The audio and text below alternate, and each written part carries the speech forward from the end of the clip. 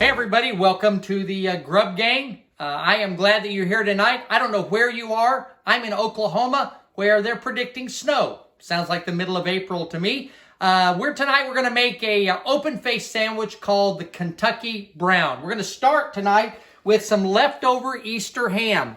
This dish is traditionally made with a turkey because at the Brown Hotel in Louisville, Kentucky, where it was first made, sliced turkey breast was kind of a specialty.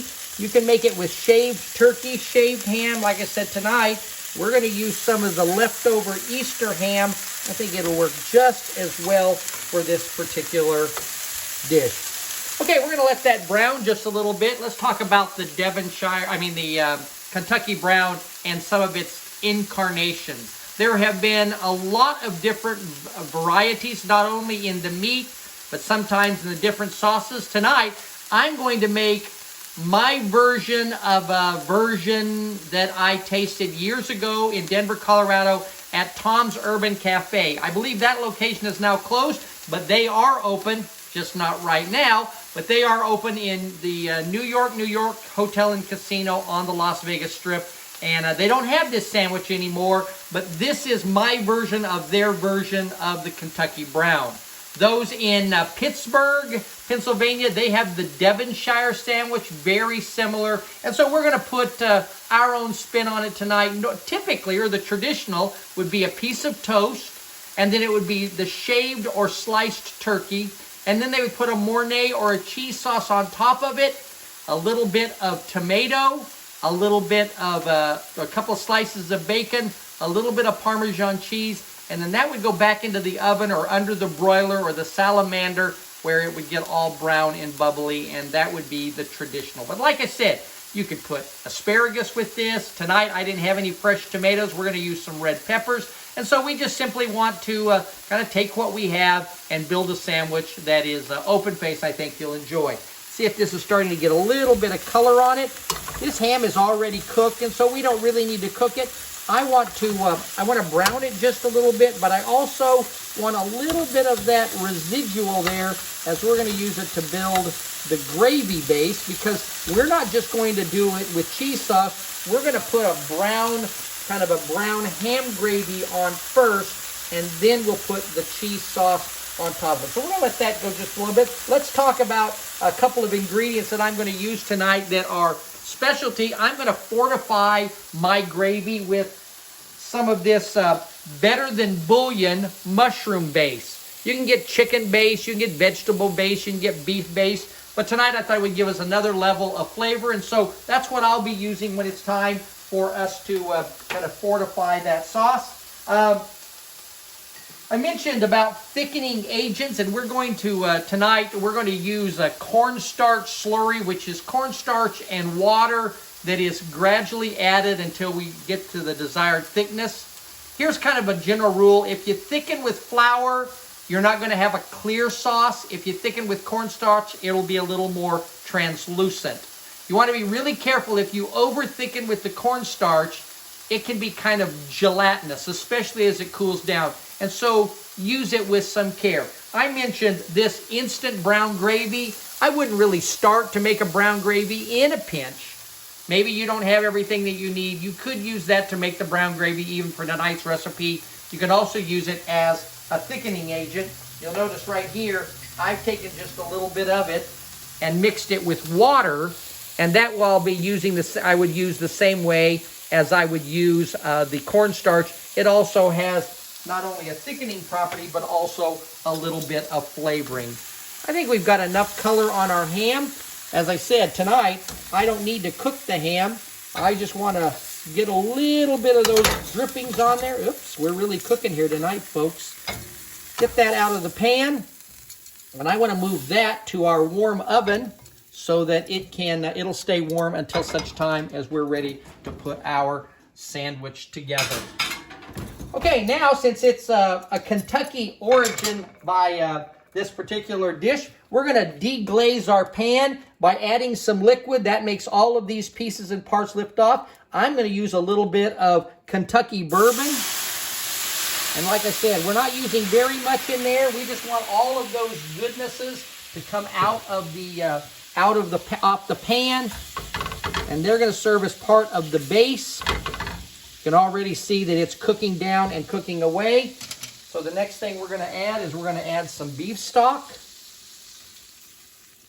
And we're going to bring that way up to a boil here as quickly as we can.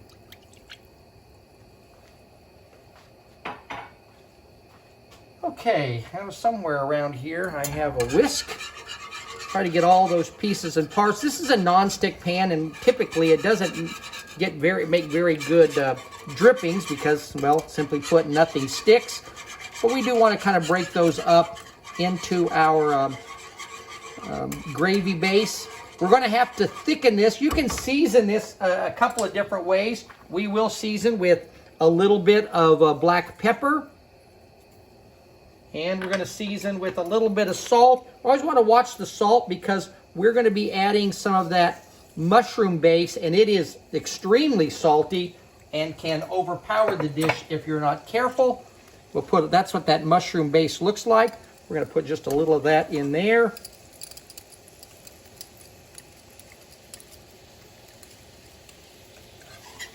And it's going to flavor our dish as well. This is already coming up to a boil, so we're not far from this sauce being where we want it to be as far as introducing the thickening agent.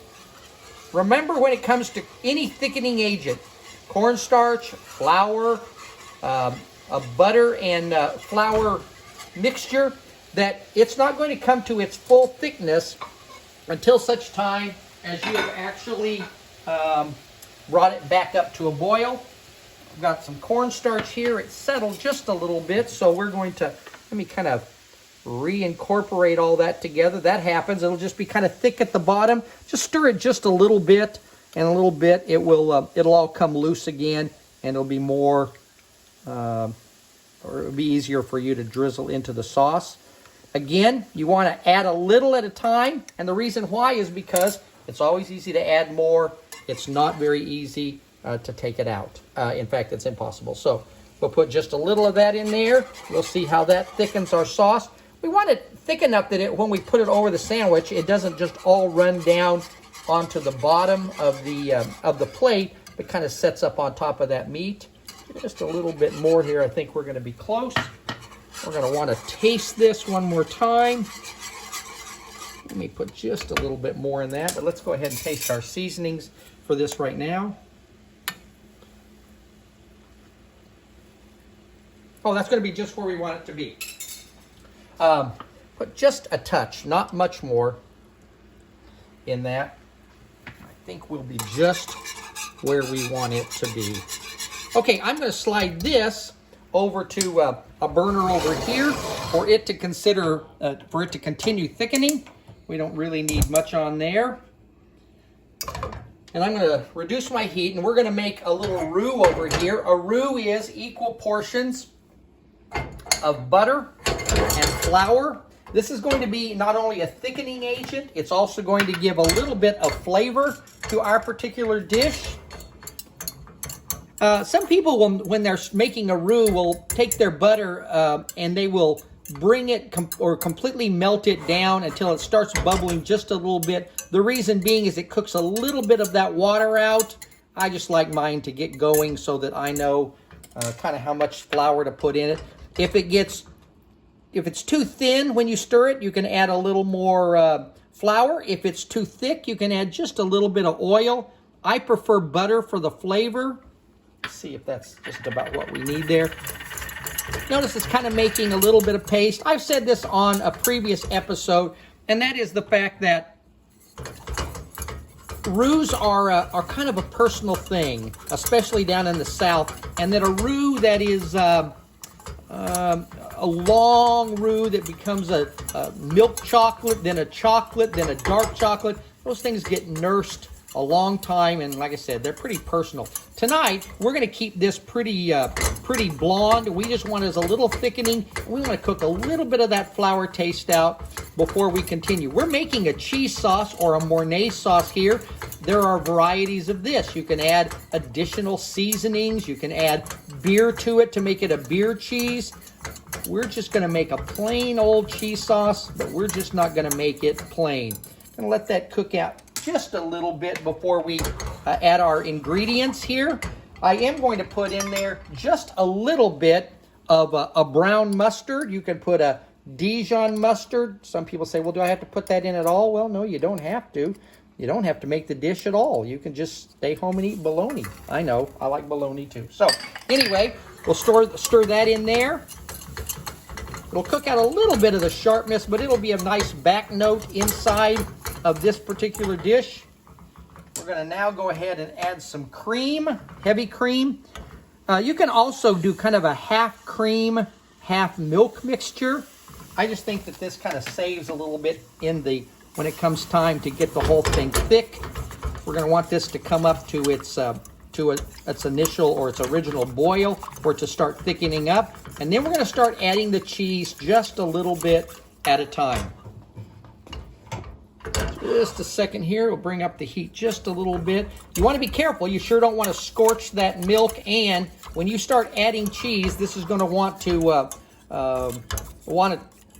kind of clot up on you, and so we wanna make sure that we kind of just have it at a low simmer. It's gonna take just a minute for that to come up to a boil. I'll turn up the heat here just a little bit.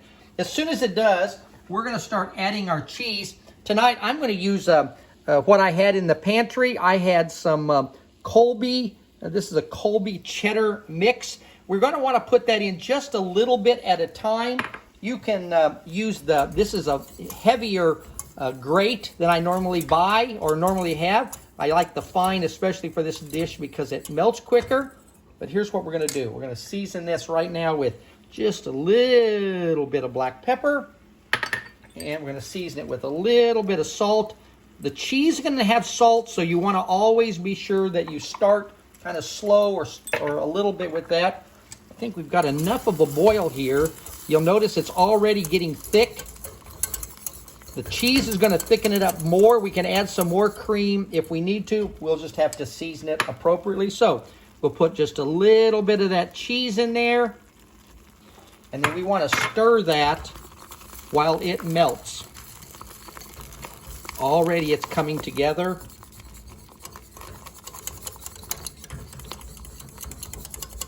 It's that fine balance between too hot that it scorches and too cold that, as I put the cold cheese in there, I'm gonna put a little bit more. This is gonna get thick, but as I said, we can thin this out with some cream, even some chicken stock if you have that available.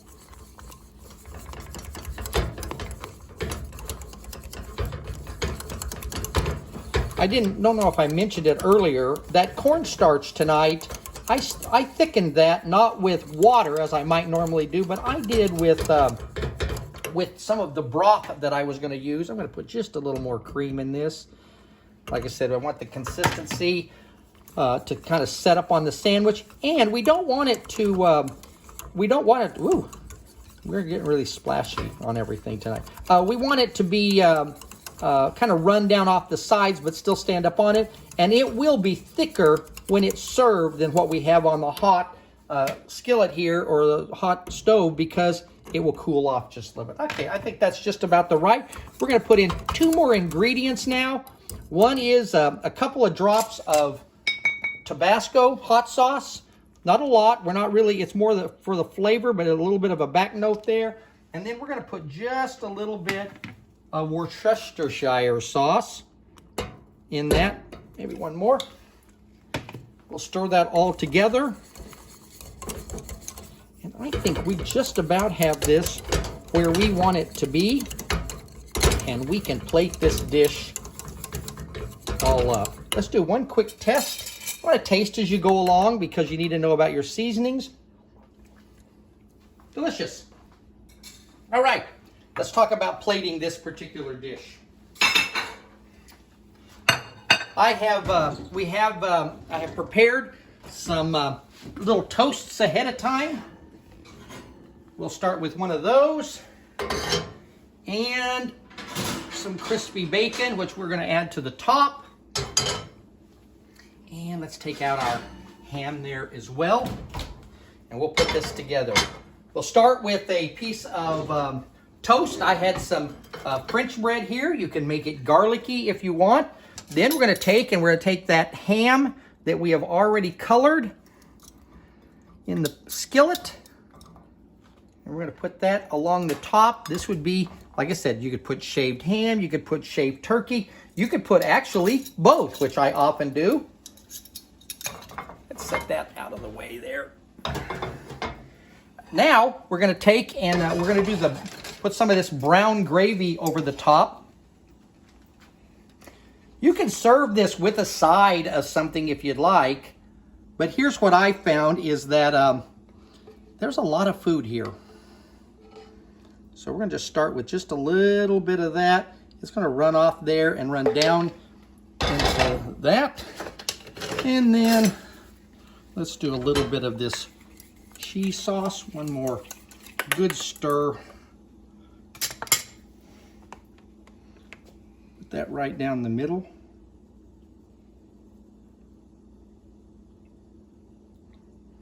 As I said, sometimes the recipe or the traditional recipe had a slice of tomato or roasted tomato there. Tonight I'm going to use a little bit of diced red pepper that I happen to have. It will give a little bit of that color and a little bit of flavor. I kind of had that, and in these pressing times we have to use what we have. And let's put in just a couple of slices of bacon, the traditional X over the top. And then just a little bit of Parmesan to finish it all off. Now, that is not a completed dish because it needs to go back under the broiler, but we're about out of time, and so what we're going to do is I'm going to put that under the broiler, and I will post in the comments below a picture of the final product. I hope you'll try it out. Maybe your own version. If you have your own version or something that you might like to add and we're wondering about, put it in the comments below. We'll try to address it. Until next time, I'm still Wayne, and this is still the Grub Gang. I hope we'll see you again soon.